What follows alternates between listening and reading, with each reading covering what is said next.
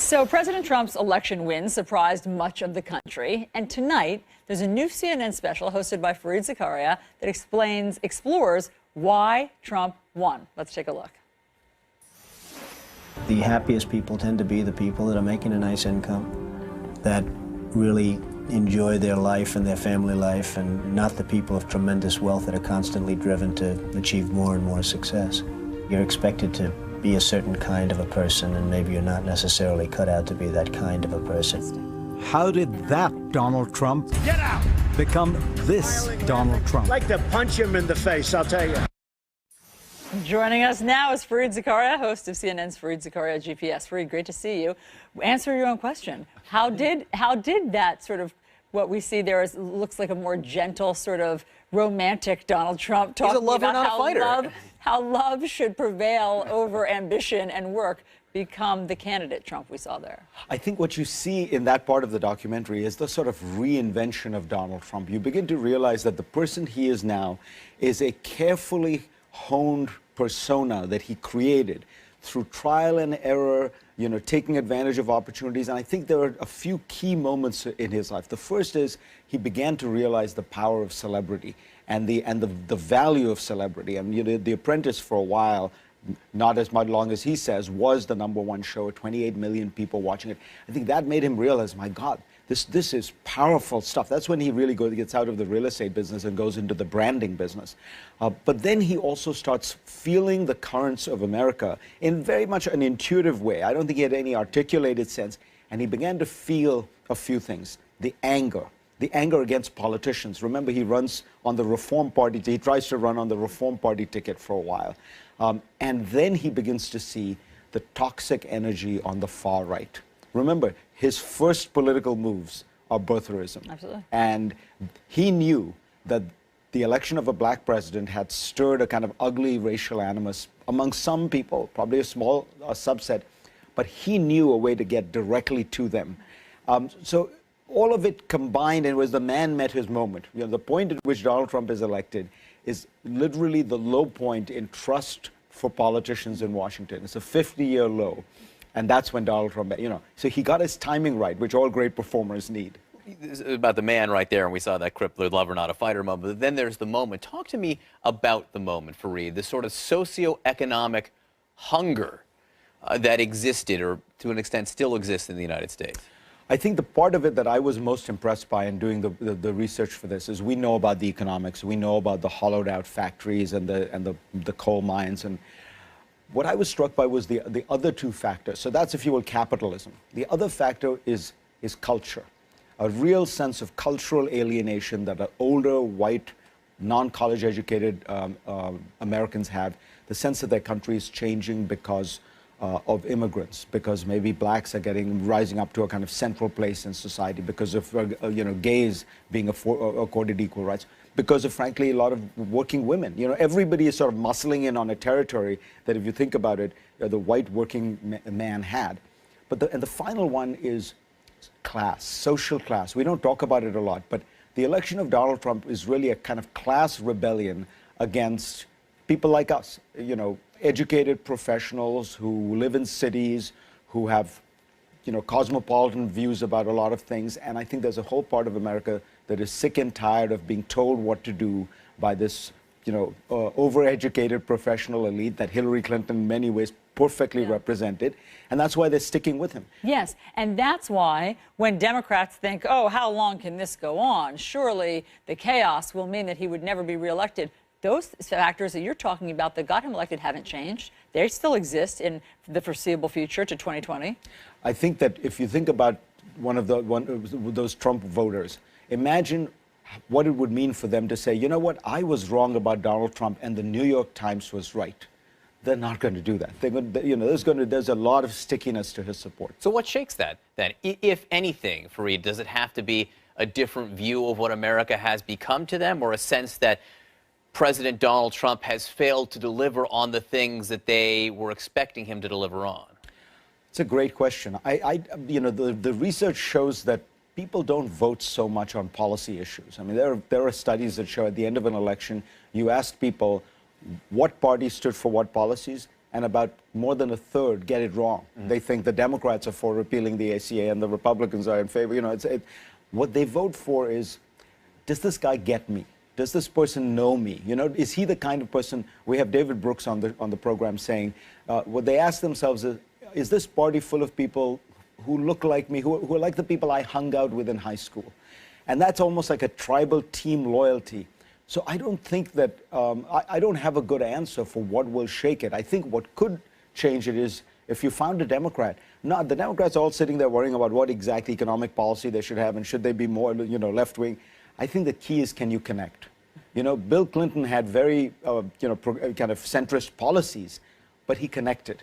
A white working-class voter looked at him and said, this guy gets me. And unfortunately, they didn't feel that way about Hillary Clinton. So while we have you, so much happening, obviously, internationally between Russia, North Korea. What do you think 6 months in, how President Trump, I mean, just today, because there seems to now be a different stance towards Russia, obviously, if he's signing the sanctions bill. North Korea, once again, this weekend, just launched another ballistic missile. How do you think the Trump administration is doing with these international crises? Well, to be fair, in some cases, they have handled, the policy response has been appropriate, measured. You know, if you think about this Russia one, if you look at the, you know, the Syrian case. The problem is, I think that it is mostly because of delegation to a few good people like Jim Mattis.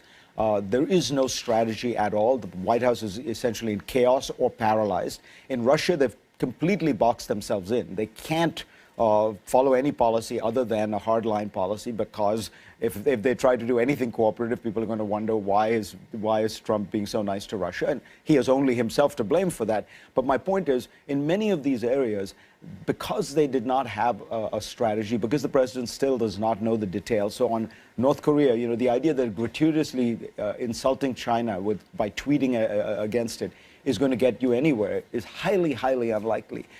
So I feel like there hasn't been much damage done yet, but the process feels very chaotic, very ad hoc, very improvisational, and we're lucky in that we have not still faced. You know, one of the things about the Trump administration to remember is we have not faced a recession, we have not faced a serious international crisis. So all the chaos and dysfunction you're seeing, that's just without having really encountered any external problem. Thank goodness. Fareed, thank you very much for all of that. Be sure to tune in tonight for Fareed's special report, Why Trump Won, 10 p.m. Eastern, only on CNN. Thanks so much for previewing it with us. We're following a lot of news this morning, so let's get right to it. General Kelly will do a good job. He will bring some order to the West Wing. President Trump hits the reset button. All right, President Trump facing several foreign policy challenges, Russia's retaliations against new U.S. sanctions that are on the way, and North Korea's latest ballistic missile test. So how will the Trump administration respond? Joining us, former director of both the NSA and CIA, CNN national security analyst General Michael Hayden. General, thank you so much for being with us. You know, the situation with Russia right now, with Vladimir Putin saying he will kick out 755 people who work for U.S. interests in the embassy staff in Russia right now. How would you assess the current status of the U.S.-Russia relationship? Well, John, it's about as dark as it's been in several decades.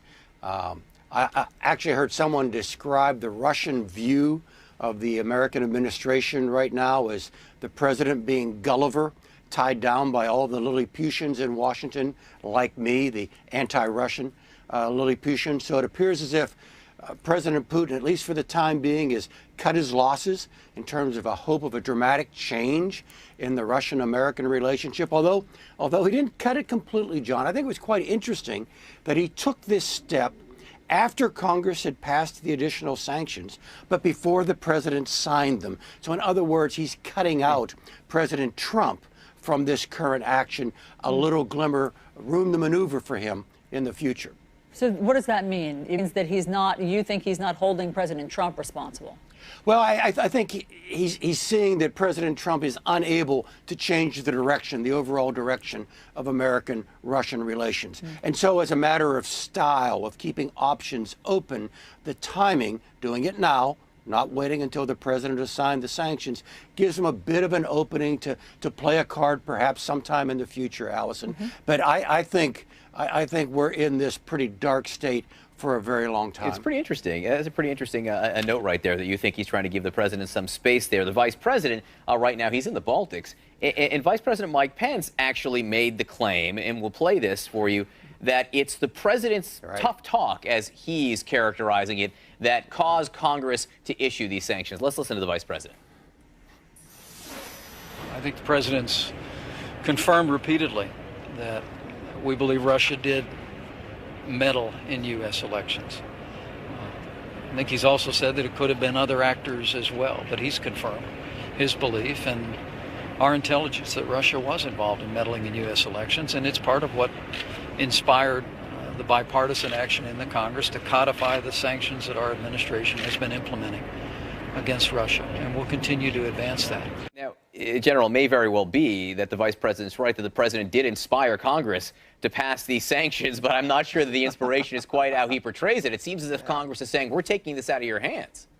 Yeah, actually, you know you're winning in Washington, John, when you begin to say that it was your idea rather than the other guys. Although there is one important aspect here that I think we should not ignore, and that's the vice president's trip.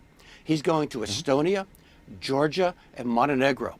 3 countries, 3 friends of the United States who have all had one form of Russian intervention or another since 2007. That's actually a remarkable journey, and I think in itself a pretty strong signal to the Russians that at least the vice president's office very much objects to their behavior. Well, look, and the president went to Poland, too, before he met, with the G20. So the president, is clearly involved in sort of this geographic boxing in as well. It does seem deliberate.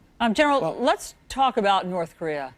It just seems to get worse and worse. The news just seems to get worse and worse. There's never any glimmer that North Korea is listening or going to change or cowed at all by the international community. Just this weekend, yet another ballistic missile test. What can the U.S. do? Allison, not much. Our options here are limited. I think the Trump administration is now beginning to realize that there are some problems out there without real solutions. There are conditions to be managed, and their predecessors didn't have to be weak or unintelligent for this problem to continue. Look, let me lay out maybe 3 tracks that we could go down. One is accepting the North Koreans as a nuclear power. That's not very good. The other is doing something kinetic that could very likely lead to very serious conflict on the Korean Peninsula. That's not good. So where are you left, Allison? You're left where the last 3 administrations have been. Diplomacy, sanctions, and perhaps bucking up the defenses of ourselves and our friends in the region. That's where we are. General, can I ask you a question? Do you think Kim Jong-un, and to a lesser extent Vladimir Putin, and other leaders around the world are watching what's going on in the United States, sort of the chaos that has existed in the West Wing over the last week specifically, but longer in some cases, and seeing that as something they can take advantage of? I think that might apply more to Putin than to Kim Jong-un. I think Putin sees things on a more global scale. He's actually a clever tactician, even though he might have some strategic weaknesses. For Kim Jong-un, John, I think this is an inevitable logic for the survival of the North Korean regime. So Allison teed this up by saying they don't seem to pay attention. They don't seem to respond. No, they know what they have to do. And I think this course is set. We can moderate it. We can slow it. Perhaps we can even cap it. But these guys are going to be a nuclear power. Well, here's what President Trump tweeted about this, and I want to get your response. He says, I'm very disappointed in China. Our foolish past leaders have allowed them to make hundreds of billions of dollars a year in trade, yet they do nothing for us. With North Korea, just talk. We will no longer allow this to continue. China could easily solve this problem. Your response to some of those theories? Yeah, a couple of thoughts immediately come to mind, Allison. Number one, there isn't enough chocolate cake at Mar-a-Lago to convince President Xi to fundamentally change the Chinese approach to North Korea. That's baked into the Chinese definition of self-interest. The other part of the tweet, though, I think is even more interesting, and that's the president beginning to link the Chinese-American commercial relationship with Chinese behavior against North Korea. That's a big step, and we'll see if the president actually carries that out. And would it be a good idea to carry that out and hurt China somehow on trade? Well, I mean, that's the kind of decisions that the National Security Council usually tees up for the president. It's the kind of decision in which there are no easy answers. Do I gain here, but what do I give here? The Sino-American relationship is rich and complex, and careful decision-making if you want to put this in jeopardy in order to pressure the Chinese to do that. Right. Well, we'll have to see. General Michael Hayden, always great to talk to you. Thanks so Thank you. much. So also overseas, deadly protests on the streets in Venezuela after the country's controversial election. What is happening this morning in Venezuela with the... And Alison Camarada. Good morning, everyone. Welcome to your new day. Chris is off this morning. John Berman joins me here in studio. Big day, big week. Great to have you here. So President Trump hitting the reset button after one of the most chaotic weeks of his presidency. In just hours, the new White House Chief of Staff, General John Kelly, will be sworn in. And the standoff between President Trump and his embattled Attorney General will be on display today. The president is set to meet face-to-face with Jeff Sessions at a cabinet meeting this morning. And as far as we know, the first time they've spoken since the president started saying out loud that he wishes maybe he were gone. All this as President Trump faces several foreign policy threats. Russia's Vladimir Putin has ordered the U.S. to cut its diplomatic staff by more than half in retaliation for new sanctions. And North Korea's latest missile test has President Trump intensifying pressure on China to do more to stop that country's nuclear ambitions. We have all this covered. I want to begin with CNN's Sarah Murray live at the White House. Good morning, Sarah. Good morning, John. Well, it is John Kelly's first day in a very big job. He'll be sworn in later this morning, followed by a cabinet meeting. And of course, the question on top of everyone's minds is, can Kelly actually bring order to this very wild West Wing? Reince is a good man. John Kelly will do a fantastic job.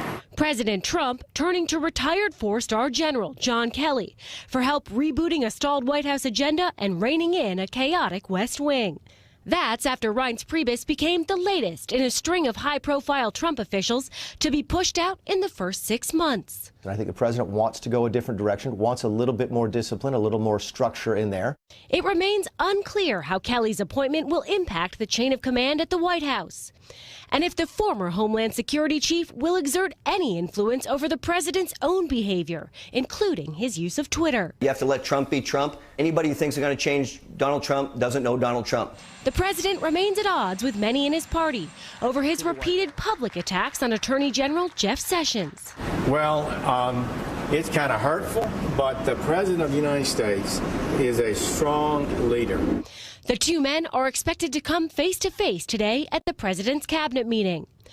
Trump also turning to health care this weekend, blasting the Senate's failed efforts to dismantle Obamacare, tweeting, "Unless the Republican senators are total quitters, repeal and replace is not dead." Despite the fact that it would have had no impact on Friday's defeat, the president also urging GOP leadership to change the Senate's rules so legislation can pass with a simple majority, saying that Republicans look like fools who are just wasting their time. You know, I said from the beginning, let Obamacare implode and then do it.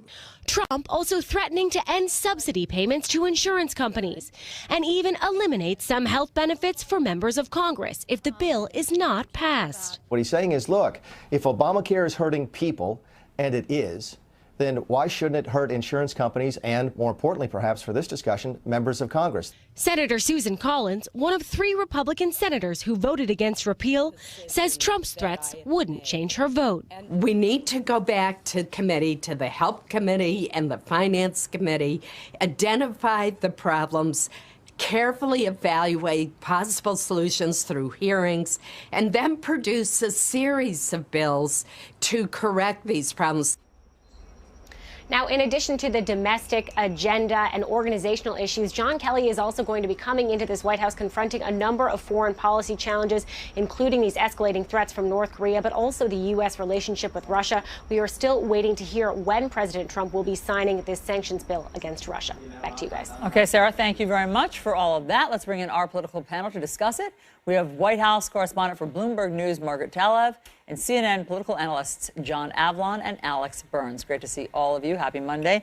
Alex, I want to start with you because you have a very comprehensive article over the weekend in the New York Times about how frustrated Republicans have grown with the disarray and chaos in the White House. Now, are these Republicans like John Kasich, who never had much faith, or are these loyalists who are starting to turn? Well, it's pretty much everybody, Allison. And what you're hearing from Trump loyalists is not anger at the president, but you're hearing anger at pretty much everybody else. And that includes Republicans on the Hill. It includes Republicans in the White House who are close to the president, but not the president himself. And this is sort of, you could see it as a coping mechanism, but it's definitely a new phase of the way Republicans in the grassroots and at the leadership level across the country are thinking about But why aren't they mad at him?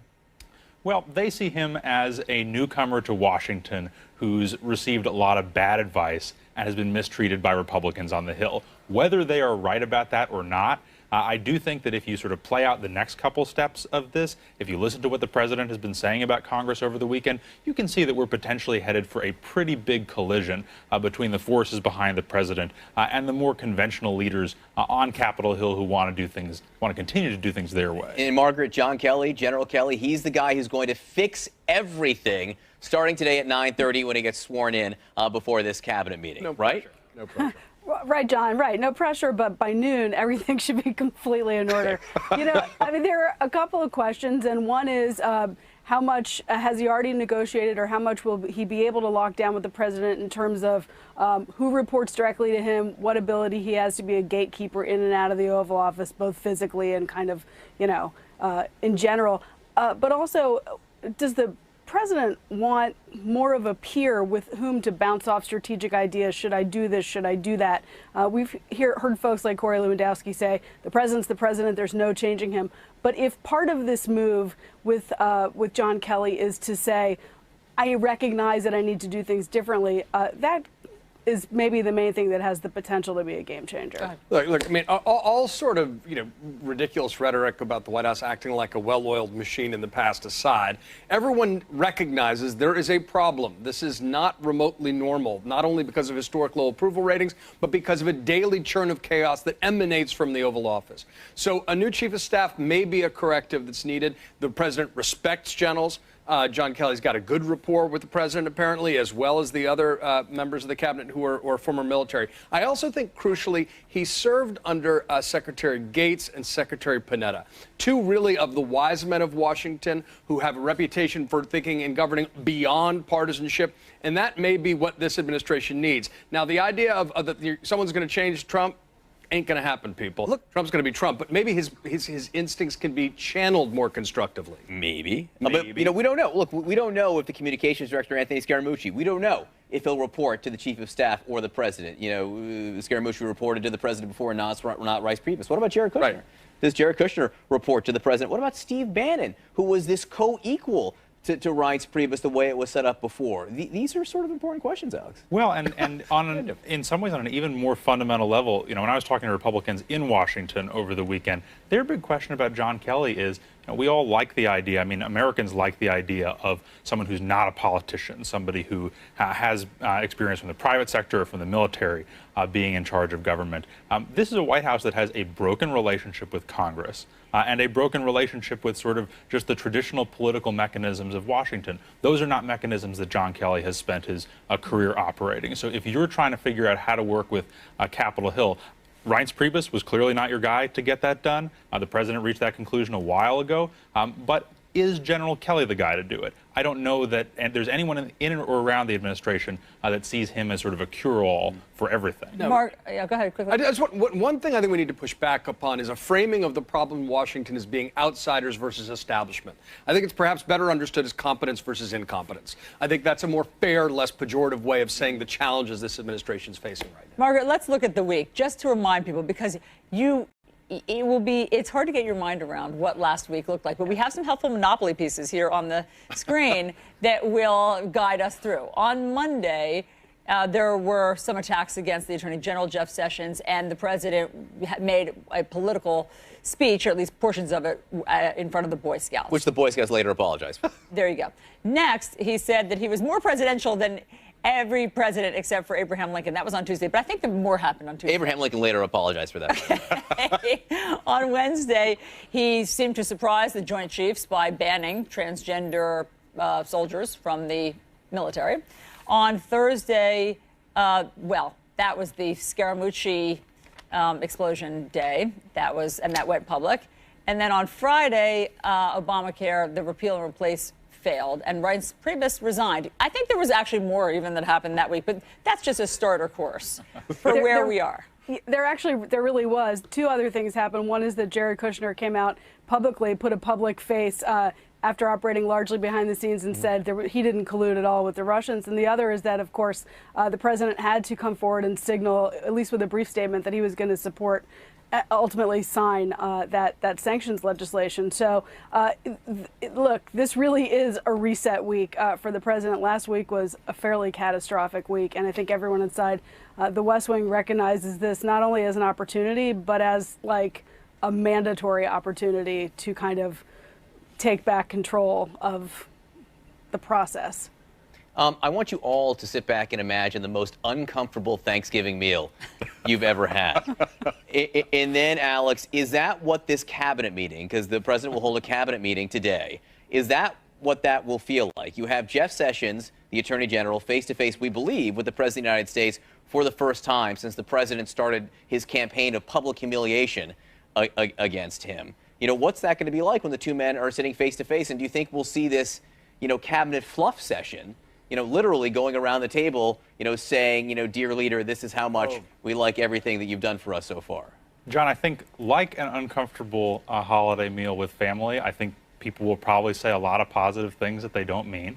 And I think they will probably all be on their best behavior, right? I think that anyone expecting sort of public enmity between Donald Trump and Jeff Sessions face-to-face, if that were going to happen, it might have happened already. One of the sort of ironies of this president, right, is that he's known as such a tough guy. He's known as someone who likes firing people, actually hates face-to-face confrontation with people who he is close to. So, I wouldn't be shocked to see him say really nice things about Jeff Sessions at the cabinet meeting, and then maybe turn around and say not so nice things in a different context. That's pretty much been the pattern with the president and a lot of people who are close to him. Is this whole John Kelly move to chief of staff, is this part of a larger chess game, as has been speculated, where Jeff Sessions stays, but he's moved to Department of Homeland Security? So I'm reluctant to embrace the chess metaphor with this presidency and administration. That said, there certainly has been a lot of telegraphing that this could be a quote-unquote elegant solution to the president's problem. You move Sessions over, you don't fire him, make it less of an insult, and then maybe put a more compliant AG who comes in who would take the steps necessary to fire Mueller.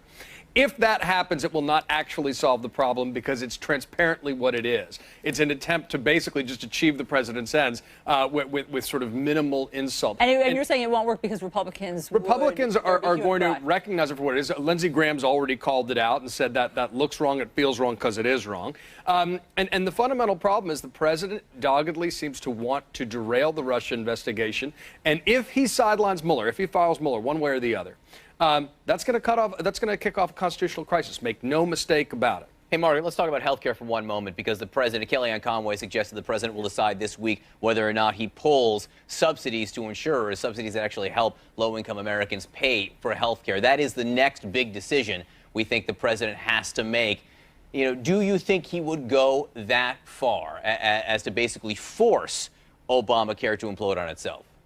I'm loath to predict what the president's going to do for obvious reasons, but I'll say this. I think fundamentally there are two questions for the president. Number one is, does he really want to get into an all-out war with the Republican Party, of which he is the leader? He spent a lot of time calling Republican lawmakers them rather than us. But that's rhetoric, and this is something quite different. And number two, more broadly, is he going to try to, quote, let Obamacare fail by not doing stuff or by actively doing stuff? I think those are two different choices, both with political and potentially some legal ramifications. So we'll be watching this very closely, but I think what he has hinted at would be actually an enormous and fairly hostile act. And I got to say, I think that Republican legislators want a week or so off right now from this. They don't want to have to deal with the So does the blowback. president. Right. Panel, thank you very much for all of the insights. Great to talk to you. Thanks, guys. Meanwhile, Vice President Mike Pence is in the Baltics, and he's taking on Russia over its retaliation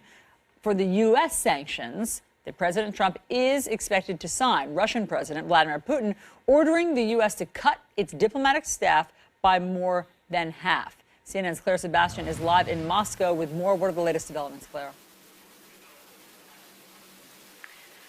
Yeah, Alison, 755 people. That's the number that President Putin says he wants to cut from the U.S. diplomatic presence here in Russia. I just want to bring you some clarification on what that will actually mean that we've got from the Kremlin in the last hour or so. They say that the people who it's affected, it's up to the U.S. to decide. It will be diplomats, non-diplomats, as well as local Russian staff. Now, we know that from numbers, the most recent that we've seen from the State Department from 2013, that Russian staff outnumbered U.S. staff here in Russia. So that just gives you a sense of the impact of that. But as for the State Department, a senior official told CNN that they are still assessing the impact of this and how to respond. If they do respond, Russia says they reserve the right to take countermeasures themselves, although President Putin said he does not think that would be a good idea at the moment. But further inflaming tensions here, Alison, as you say, is the presence of Vice President Mike Pence right on Russia's doorstep in Estonia today. Strong comments about how Russia is the biggest threat to the Baltic states, a, quote, unpredictable neighbor. And he had this to say about relations with Russia. We hope for better days, for better relations with Russia. But recent diplomatic action taken by Moscow will not deter the commitment of the United States of America to our security, the security of our allies, and the security of freedom-loving nations around the world. So the next step, of course, is that President Trump has said he will sign that sanctions bill. Vice President Mike Pence reaffirming that on that trip to Estonia. So certainly that won't change Moscow's position. They went ahead and retaliated before that happened, but it is certainly something they will be watching closely. John? All right, Claire Sebastian for us in Moscow. Thank you so much, Claire. We do have some breaking news out of Afghanistan. Reuters is reporting that ISIS is claiming responsibility for a deadly attack on the Iraqi embassy in Kabul. The attack started when a suicide bomber blew himself up at the gate, allowing gunmen to get into the embassy and fight with security forces. This attack comes a week after the Taliban leveled an attack on government workers in Kabul, killing 35 people. Police in Alabama are hunting for a fugitive following a jailbreak. 12 inmates escaped from the Walker County Jail last night. Police have recaptured 11 of them overnight. Jail officials not saying how these men got out. Police are, though, urging people in the area to stay off the streets until the manhunt is completely over. All right, tensions boiling over and turning violent at an airport in France. An EasyJet passenger tweeted the moment a member of the ground staff in Nice punched a man holding a baby. An airport official says the victim complained about an 11-hour flight delay when he was hit in the face. A fellow passenger says the punch left a mark. The baby, thankfully, was not hurt. The airport says the attacker, who works for a subcontractor, not EasyJet, has been suspended. All right, well, his anger management class has not worked out, obviously, for him. That is not the right response when a customer No, my customer service complains. response in the questionnaire, I might have said, did not meet expectations. Very good point. Meanwhile, there's been a dramatic shakeup at the White House. Reince Priebus out, John Kelly in as White House Chief of Staff. What do the president's strongest supporters in Congress think of this change? We talk to them next. All of them.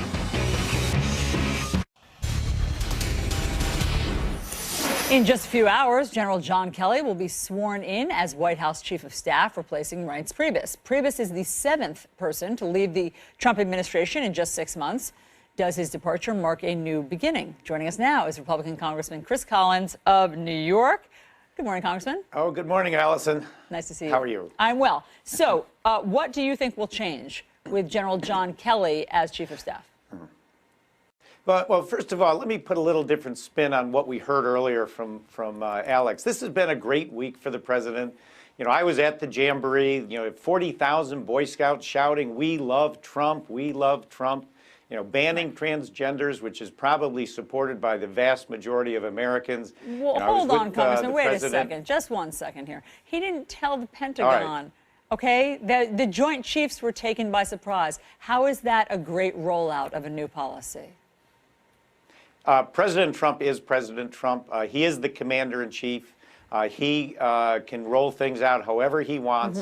He doesn't report to the Joint Chiefs. They report to him. Sure, but it creates a little bit of chaos, you'll agree, right? They didn't know about this policy. They, in fact, have said they're not going to do anything about it. They're not going to enact it because there are no details for how to do so.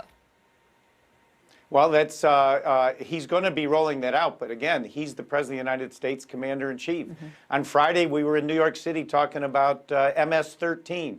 something that is the scourge of America. He's taking the fight to the criminal element. He's dealing with North Korea. He's dealing with Russia. And now he has solidified the inner circle of the West Wing with John Kelly, with Anthony Scaramucci, two great individuals. I think it's all coming together extremely well as we move into tax reform. And let's remember, it was 6 months ago that President Trump said, let's not work on health care. Let's move on tax reform because we're not going to be able to do health care by ourselves. We need Democrat help. He knew we weren't going to get Democrat help. We didn't get Democrat help. We wasted 6 months on health care. Look, Democrats say they weren't invited to the table, as you know. And by the way, you didn't actually need the Democrats. You could have done it just with Republicans in the Senate, but that didn't work either. Well, of course, you're not going to get 50 out of 52 senators, not with Susan Collins and Murkowski and John McCain. You were kind of like, you weren't going to get there right out of the gate. Obviously, we didn't. Right, so we you can't blame should have been Democrats working on for tax that. reform. Oh, sure we can. They're the ones that created Obamacare. They wouldn't help us fix it. Now you got Joe Manchin saying, let's get together, but by the way, we're not going to touch the expansion. Well, hold on a second, Congressman. They say that they will help you fix it. They won't help you repeal it. No, they'll help us fix it on their terms, and we're not going to continue to pay 90% on expansion in the expansion states for able-bodied workers when we pay 50% for the blind and disabled.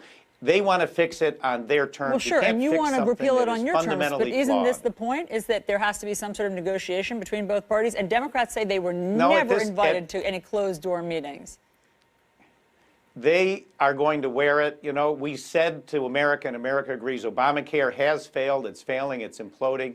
I have suggested to the president we absolutely end the cost-sharing revenues on Tuesday. That's tomorrow to insurance companies. The courts have ruled they're illegal. For anyone to suggest that Trump would be pulling the rug out from under the individual marketplace, when the federal courts have ruled the payments are illegal, let's follow the law, let's end them. And you don't think that that will create chaos in the marketplace, that insurance companies don't know absolutely what create the cost... chaos. Well, it will create chaos. And how does that help Americans? No, it's Obamacare that's failed. The very insurance companies and hospitals that railed against the American Health Care Act are now going to have to live with Obamacare for the next 9 months, the next 12 months, which includes reduced dish payments to hospitals. The CSRs, the cost-sharing revenues, were deemed illegal by a federal court, Allison. And yet, I hear you, Congressman, but and yet the lowest income Americans do rely on them, and pulling them just out from under them today would create chaos, according to the experts. So why go down that road? Well, we're not going to break. That's why we had to get rid of Obamacare. That's why the Democrats should have helped us. That's why the insurance companies should not have railed against us in the hospitals. Now we're stuck with Obamacare for the foreseeable future with all the negative pieces. And you can't just tweak this piece and that when there's $800 billion of taxes, fees, and penalties that are a drag on the economy. So we now have Obamacare for the foreseeable future with all the problems we have, especially in the individual marketplace. Connecticut doesn't even have an insurer next year. Iowa, 94 out of 99 counties don't have an insurer So that's next it. So, year. Congressman, that's it. You're just going to watch whatever happens next, or are you going to go to the table with some of the moderates, the 40 moderates in the House, who say that they are ready to go back to the drawing board? Well, by the way, I'm one of those moderates. And we met with the New Dems last week, and you know what the New Dems said? What? Basically, they said we're not going to work. We're not going to talk about ending the expansion, the 90% reimbursement for able-bodied adults. They basically said we'll tweak something a little bit here or there, but we need more money to do this. We need more money to do that, and we're not going to talk about rolling back the expansion of Medicaid. It was all but a joke. Okay, so from frankly, a waste of our time. That's interesting. So from where you sit, there is nothing more the House can do. On health care, no, we're moving to tax reform, and I would say the insurance companies and are going to have to deal with what they're going to have to deal with, because we tried, Allison, we tried to fix this thing, and it didn't play out. So now that it's dead, this is the law of the land. Obamacare is the law of the land. The federal judge has ruled the cost-sharing revenues are illegal. We tried to fix it. Not a single Democrat stood with us when we tried to fix it. And now they're going to say it's our fault. You know, give me a break. Congressman, one more thing. You said that the president, you see good signs ahead. He's trying to solidify the White House and the West Wing. Do you believe that Anthony Scaramucci, the new director of communications for the White House, should report to General John Kelly, the new chief of staff, or to the president? It doesn't matter to me. I mean, let me tell you, Anthony Scaramucci is a tough guy in his own skin. He's got the ear of the president, and so will John Kelly. I would say, frankly, it doesn't matter. But I mean, how do you solidify it? The reason I ask is because you're saying that now it's going to be streamlined, it's going to be solidified. How do you solidify something if people aren't reporting to the chief of staff?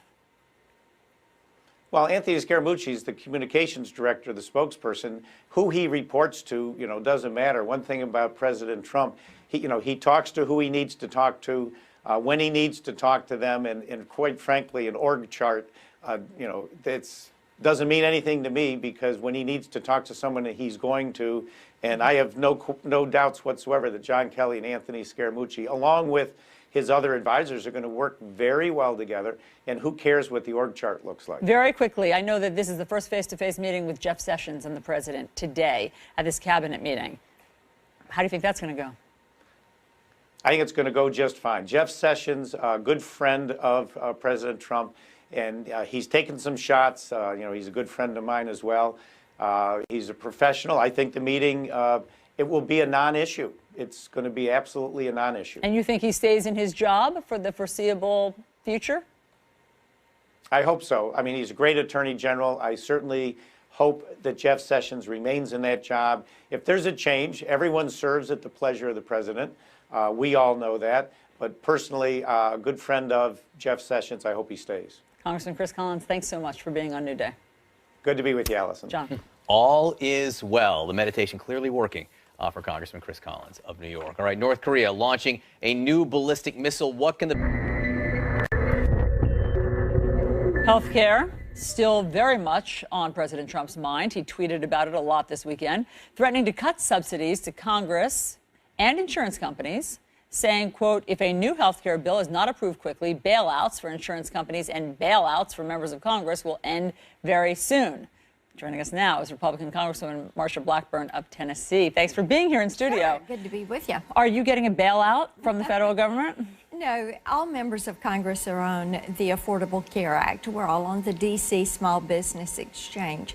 And as the federal government has done, they provide a portion of insurance as a benefit to employees. Right. The president doesn't like those for members of Congress. That's right. And so many of our employees, even those that are in our districts, Allison, are on the D.C. Exchange.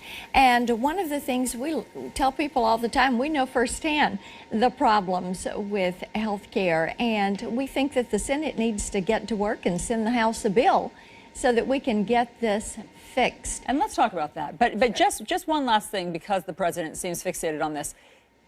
What if those subsidies went away? I mean, look, he's threatening to cut the subsidies that he give the cost sharing, okay, with insurance companies that go to low income Americans. So that's one of the threats. And then the other threat is the subsidies that the subsidies Congress gets. That go to the insurance companies are there. It's called the risk corridors.